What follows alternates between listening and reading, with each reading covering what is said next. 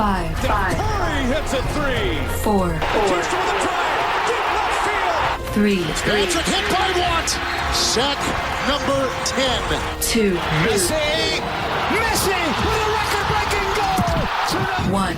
Welcome to BSS Sports. Now, here are your hosts, Steve and Trevor. Good chilly Monday afternoon. It's another edition of BSS Sports. My name is Steve and Schill with, you know it, the ever lovely Trevor Struthers. And we have your fill of sports for the next 15 minutes. So, on the topic of fake news, which is something that's becoming a thing in 2016-17, Conor McGregor is supposed to fight Floyd Mayweather, but over the weekend there was a video of Floyd Mayweather at some conference saying, everybody bring out your phone, you're going to want to throw this up on the internet, and essentially he just said, I'm coming out of retirement to fight Conor McGregor. With that being said, there was some guy in the audience that kept on screaming every time Floyd Mayweather said anything. Don't know if he's trying to contradict him or make fun of him. Who knows? But the point being is this, I'll say, a hype train is getting to a point where there's so much talk and no action, let alone I don't really care if these two fight. They've kind of made it a big deal on their own, and when they do it, I guarantee they're going to make a lot of money out of it. But I feel like this is just going on, and it's kind of overbearing. Trevs, what's your thoughts on it?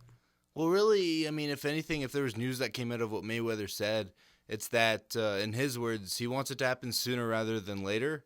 We already had a feeling that he wanted to fight McGregor, or at least that he had said that. And so, I mean, it sounds like here he wants it to happen in June. And, I mean, if anything, we're getting closer to maybe setting a date for this. Obviously, we haven't heard the other parties talk about it. That would be the UFC / Dana White and Conor McGregor. So, eventually, maybe we'll hear back from them. But now we're starting to inch closer towards a date, assuming that the UFC and Conor McGregor would be all right with doing it in June, which is kind of soon. McGregor may not be. McGregor has a pregnant girlfriend or wife. I think there's in a relationship at this stage, but she's pregnant and he doesn't want to fight in the UFC. Well, she's undergoing, that, and I think that would count as well for a boxing match with Floyd Mayweather. So we legitimately might not see McGregor until next year. It wouldn't surprise me, whether it be a boxing match against Floyd or whether it be in the UFC again. It really sounds like he was, by he I mean McGregor, was aiming for a date, early next year, somewhere around January, February. And so maybe Mayweather is saying June because McGregor may not want to fight then, but he's trying to set up a date by bringing up a month and a time frame for it to happen. But until we hear back from the other party, we don't know how far this is going to move. So, with all this being said, do we know for sure that it's a boxing match? Because you have to think, if it's boxing, you'd assume Floyd Mayweather would win. But if it's UFC caliber, mixed martial arts, then Conor McGregor would win. So how is it kind of fair when one person is, done one variation of it their entire life? I mean, that to a degree, that is a good point. It would be a boxing match simply because, first off, McGregor now has a boxing license in California. So I'd also probably put money that the fight would happen in Los Angeles or somewhere, in California. Unless maybe he can expand that to something like Vegas. I don't know if he has it for Nevada yet, but who knows? Time could tell if we don't see this again until next year potentially. So there is that, but the real reason why this would be a boxing match as well is because MMA uses so many different variants of combat, including boxing, and so there is some boxing training, and more specifically kickboxing for McGregor that he can take into that fight, and so MMA is a combination of everything, and so boxing training is a part of that. Boxing is just kind of an aspect of MMA, and so it would make more sense. It would be more equal on a playing field if it were a boxing match than an MMA fight. So switching gears to the World Baseball Classic. Oh, Canada, why do you always disappoint in all of these major showings? Hey, man, Pan Am Goals not that long ago. Okay, all right, fair enough. That was still, that was still an exciting game. I remember watching the end of that on my friggin' laptop. But yeah, I mean, hey, Canada beating the States and for Pan Am gold there is probably the extent of the kind of baseball we'll have. And I mean, we could always talk about as well the issue with if players are going to come out. No Joey Votto for this. Trev, I haven't even said the score. They lost 8-0. Like, I mean, I get that it's against the U.S., but it just seems that, like, Canada never catches a break, whether it be soccer or baseball. They definitely don't. They're in a tough group. You mentioned the game against the U.S. They also played the Dominican Republic. You already knew there that they were in trouble. Their Game 1 starter was Ryan Dempster, which would have been fine about 5 to 10 years ago, but the guy retired a couple of years ago. Actually, maybe more than a couple of years now. So that was kind of iffy. The funny thing, too, watching Team Canada is the amount of guys that were like starting to make that transition from player to manager / coach that were still playing in this tournament. Pete Orr, I believe, is one. Another one would be obviously Ryan Dempster, who's not necessarily moving towards a manager / coach, but he is retired. And Eric Gagne as well, I think, had done some managing at the WBC previously, and in fact just spent this past year with the Ottawa Champions, trying to make now a big league comeback. He didn't look that bad, actually, so he might get some sort of interest from a minor league deal from a club for it if he's up for that. But yeah, I mean, Team Canada a lot of the time is a lot of guys that leaves you scratching your head. There were some excitement for this because there were some names on this team to an extent. Like I mentioned, Ryan Dempster, Justin Morneau is always a name in this country, as well as, Freddie Freeman playing for Canada. Both his parents are from here, even though he's American. And did it as a way to honor his late mother. So that was kind of cool. Just would have been nice if it could have gone better, because they didn't win a single game. I mean, they even lost the game against the Blue Jays squad that they played down in Florida against the Blue Jays spring training squad. So that's never a good thing when you're unable to win a game, obviously. But hey, moving forward, a big goal for Baseball Canada has to be to get the best players out for this. Some countries are able to get it. I mean, if you look at the Dominican Republic lineup, you have guys like Robinson Cano coming out for that.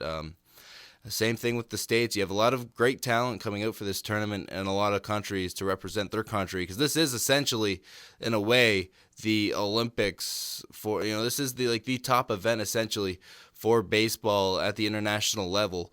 We need to get more players to come out for this. I mean, Russell Martin would have made a great addition at catcher. And, I mean, he's a guy that just doesn't want to catch in the WBC, which is understandable. And now that he's a Blue Jay, I'm sure people in this country understand it a lot more, because you don't want him getting hurt or anything like that. When he was with the Pirates, he didn't care, obviously, because he was a Pirate. But now that he's a Blue Jay, yeah, you want him out there for the regular season with the Blue Jays, especially how good they've been over the last couple of years. So, yeah, that makes a lot of sense. What doesn't make a lot of sense is playing Russell Martin at shortstop, which is where he wanted to be. So his shortstop days, believe it or not, are over, even though he may get thrown in at second base in an emergency situation every here and then. He doesn't care because he's a pirate. That is the greatest line you've ever dropped on this show. So, with that being said, the Blue Jays, are you excited for this season? I mean, we still haven't really seen Josh Donaldson back.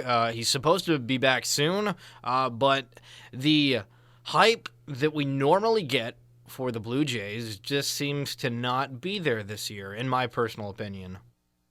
I feel like it's still kind of there. I mean, obviously, when you have one network doing all of the games, there's always going to be a certain amount of excitement for it, because that network's going to play, the CRAP out of their advertising for them and doing some games. And I mean, that's what Sportsnet does. So they're going to, do that and try to do their best to kind of promote the season. Obviously, on the other half of things, TSN's not going to even really touch it in this country, except for updates here and there on spring training games, because obviously, I mean, that can be news for some people. But, hey, we're in spring training, and spring training's really the one where the one preseason sport that I can't take, as seriously at all. It's probably the least amount of stock that I put into any sports preseason. So, because all guys are trying to do are just get revved up for the season, get their reps. I mean, that's what spring training is. It's not about competitive baseball or anything like that. And I mean, the Blue Jays are off to a rough start with spring training. There's no doubt about that. But I think I'm always excited for every baseball season solely because I like baseball. But it's like that with a lot of people in this country. If you're a baseball fan, you're going to be excited for the season regardless. That was happening when this team was horrible. So there's going to be an excitement there when the season rolls around. We still have, March to get through. And once we get through March, that excitement I feel like will be built up. This is a team now that has gone to the ALCS the last 2 years. And, say what you will, but losing Edwin Encarnacion, that's really the only big piece that this team has lost moving into this year. So they have a lot of good pieces still. Nice lineup with guys like Tulo, Donaldson. Bautista's back. Bautista looks pretty good. Now, the thing that's interesting about Bautista this year is the Blue Jays have Bautista with something to prove this year. He was sort of that last year but got hurt, and so now he has to prove himself even more. Because, we all remember what was said last year in spring training with the money and everything like that, and, where he thought he ranked in the market. But now, obviously, he knows he's a lot lower now. So he's coming into the season on a 1-year deal with something to prove if he wants that big contract. He wants that big contract because he hasn't had it yet. So he's going to play this season out, looking for that big contract at the end of the year. I don't expect him to be a Blue Jay beyond this year, but he has a chance to have a really good year this year. What do you think the majority of fans' perspective of Jose is? Because we had obviously the departure of Edwin, but it just seemed that there was turmoil between Jose and basically everybody. But then he ends up signing with the Blue Jays, and it was such a mixed reaction from fans. Jose Bautista is very polarizing in this country, isn't he? It definitely seems like there's the guys that love him. There's the guys that don't love him, that hate him.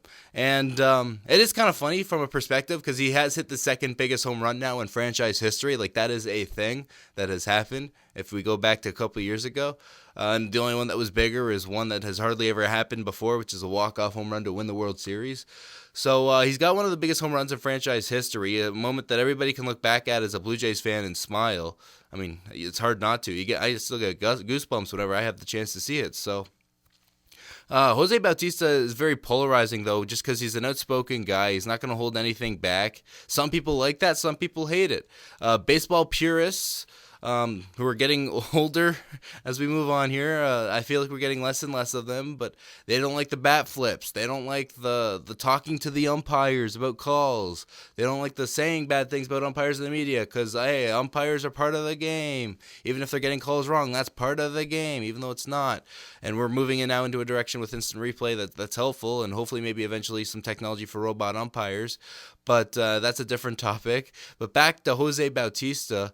He's a guy that has spoken out against a lot of things in terms of the way he plays, and he's a very emotional guy. And you see that when he does hit home runs, he doesn't bat flip out of being overly happy per se, but he bat flips out of the emotion, out of the intensity of the moment, and that's something that he does. Some people like that, some people don't. Human error, Trev. Referees and umpires can't always get it right, but I understand your point. Hey, human error from the players is fine. Human error from umpires that are there to make sure that calls are made correctly is not. I feel like if you ever have kids, you're going to be that one parent that's just shredding that one kid because you gave your kid a red card in soccer or something like that. Not at all. All I'm saying is get the call right. That's what I want in sports, is to get the call right. We have the technology to do it, so why don't we do it? All right. Well, we'll go with that one for the time being, but I'm just saying, I think with the human error, it comes with the game. It changes things. With players, it does, but with umpires/referees, it doesn't, because their job is to make sure that the game is officiated correctly. That's not, they're not doing their job correctly, so to speak, if they get a call wrong. Now, they're also human, so they're going to get calls wrong. But because we have the technology to get the calls right, we should use it. It's that simple. So you're going to fork out the one that's going to pay the umpires less and invest more in the technology. Well, it's not my decision to make, nor do I have the money to make the decision. Yeah, but if you were, you'd be like Mr. Burns, and you'd be like, oh, yes, sirree. Well, because if it's getting the call right, then why not? All right, fair enough. So, last topic of the day, really quickly. In NHL kind of news, is it looks like the Detroit Red Wings are not going to make the playoffs. They've made it for 25 straight years from the 1990-91 season to present. Yes, Mike Babcock's been gone. Pavel Datsyuk retired. What's the big deal with Detroit? Do you think it was more the coaching or some of the players departing? I just think you can't be even average forever. I mean, eventually you're going to fall by the wayside for one season. This is their season. It'd be interesting to see what happens in the future because, I mean, Datsuk isn't technically retired. He's playing in Russia. And Zetterberg, I mean, who knows what his future holds because he's only getting older as well. So they have some pieces that are getting older, guys like Cronwell. They can grow great beards, but, I mean, that just shows their age. And eventually they're going to have to move on to greener pastures. But,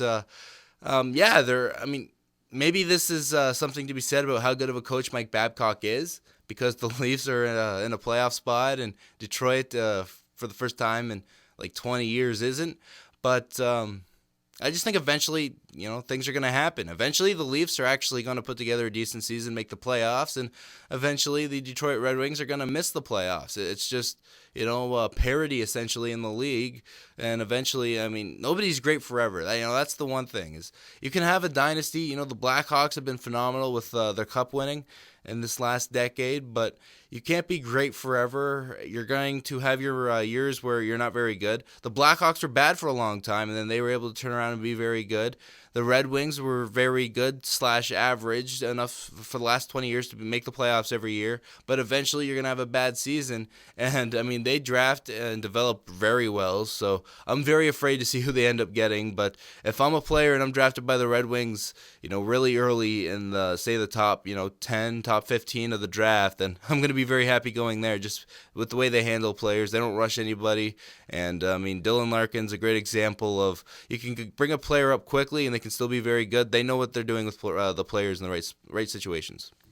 The only other somewhat long streak going on right now is the Pittsburgh Penguins with 10 consecutive seasons in the postseason, dating back to 2006, 7 to now. And that's it for this edition of BSS Sports. Make sure to like us on Facebook and follow us on Twitter at BSS Sports. Archiving all of our works on YouTube at BSS Productions. For Steve Schill and Trevor Struthers, we'll catch you next Monday.